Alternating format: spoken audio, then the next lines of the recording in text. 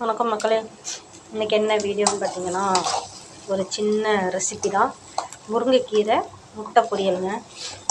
அதுக்கு என்ன பண்ணியிருக்கேன்னா, ஒரு 2 ஸ்பூன் எண்ணெய் ஊற்றிட்டு கடுகு உளுத்தம்பருப்பு போட்டு தாளிச்சிட்டு, ஒரு 2 பெரிய வெங்காயங்க. சின்ன வெங்காயம் போட்டால் நல்லது தான். எனக்கு கொஞ்சம் நேரம் பற்றாக்குறையினால் நிறைய சின்ன வெங்காயம் உரித்து புளிக்குழம்பு வச்சுட்டேங்க. அதனால் இதுக்கு பெரிய வெங்காயம் போட்டிருக்கேன். 2 பச்சை மிளகாய் போட்டிருக்கேன். நல்லா இந்த மாதிரி கலர் மாதிரி வதங்கினோன்னே கீரையை அலசி எடுத்து வச்சுருக்கேங்க. அதை போட்டுருவோம். நல்லா கொழுந்து கீரைங்க. கீரையெல்லாம் போட்டு வதக்கிடுவோம். பாருங்கள், எல்லா கீரையும் அள்ளி வச்சாச்சுங்க. இப்போ நல்லா இதை வதங்கட்டுங்க. நல்லா சுருண்டு வரட்டும். இப்போ இவ்வளோ சட்டி நிறைய இருக்கிற மாதிரி இருக்குது. நல்லா வதங்கிச்சுன்னா உங்களுக்கு கொஞ்சமாக மாறிடும். உப்பெல்லாம் போடக்கூடாதுங்க. நம்ம நல்லா கீரை வதங்கி சுண்டி வரட்டும். அதுக்கப்புறம் உப்பு, முட்டை இதெல்லாம் போட்டுக்கலாம்.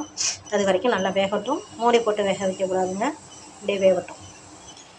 இப்போ பார்த்தீங்களா கீரை எவ்வளோ பாருங்க, எவ்வளோ சட்டி நிறையா இருந்த கீரை எப்படி சுண்டி வந்துருச்சுன்னு. அதுக்கு தேவையான அளவு நான் கல் உப்பு தாங்க போடுறேன். தூள் உப்பு போடலை. நீங்கள் நல்லா தூள் உப்பு போட்டுக்குங்க. இதை நம்ம இப்படியே கொஞ்சோண்டு தேங்காய், ஒரு மூடி தேங்காய் திருவி போட்டு அப்படியே பிரட்டி வச்சிட்டோம்னா சூப்பராக இருக்கும். நான் இன்றைக்கி முட்டை இருக்கிறதுனால முட்டை போட போகிறேன். பாருங்கள், நல்லா சுருண்டு வந்துருச்சா. இப்போ முட்டை உடச்சி ஊற்றிக்கலாம். நான் ஒரு 3 முட்டை எடுத்து வச்சுருக்கேங்க. 3 முட்டை எடுத்து உடச்சி ஊற்றுறேன். பாருங்கள், கீரைக்குள்ளே குழியை தோண்டி அதுக்குள்ளே முட்டையை உடச்சி ஊற்றிருக்கேன் பாருங்கள்.